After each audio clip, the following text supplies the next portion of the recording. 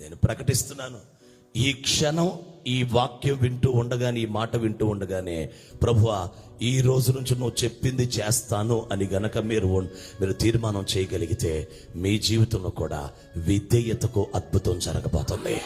చప్పట్లు కొట్టి దేవుని మహిమ చెల్లించాలి. నీకు రక్షణ వచ్చేస్తుంది. హల్లెలూయా.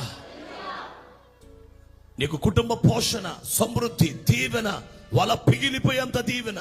ఆఫ్టర్ 3.5 years, 3.5 సంవత్సరాల తర్వాత, ఈ మాట విని వెంబడించిన 3.5 సంవత్సరాల తర్వాత యేసయ్య అడిగాడు, మీకు ఏమైనా కొదువయ్యిందా అని అడిగాడు శిష్యుల్ని.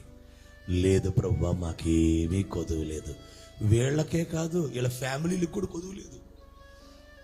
ఇంటికాడ నుంచి కనుక వార్త వచ్చేసింది అనుకో, పేతురత్త జ్వరం పడిందనే వార్త వచ్చింది. మరి ఇంట్లో జరగట్లా, నీ భార్యకి అసలు తింటలేదు, ఇంజక్షన్లకు డబ్బులు లేవు, టాబ్లెట్లకు డబ్బులు లేవు అని పేతురైకి పొద్దాక వినపడుతుంది అనుకో, అయ్యా భార్యకి మరి హాస్పిటల్ తీసుకెళ్ళి వస్తాను అయ్యా, మరి బాగాలేదంట అని. అసలు ఈ 12 మందికి గోల ఉందా? అసలు 12 మందికి గొడవ ఉందండి. అసలు కారణం ఏంటి? వీరికి కొదువు లేదు, వీరి కుటుంబానికి కొదువు లేదు. సీక్రెట్ ఎక్కడుంది? మాట వినుట. చెప్పండి, మాట వింటే అద్భుతమే అనండి అందరూ. దేవుని మాట వింటే అద్భుతమే. మీ కుడి చేయి పైకి ఎత్తండి. యేసుక్రీస్తు నామములో అద్భుతము చూడగలిగిన విధేయత మీలోనికి పరిశుద్ధాత్మ పంపునుగాక. చప్పట్లు కొట్టి దేవుని మహిమ చెల్లించండి.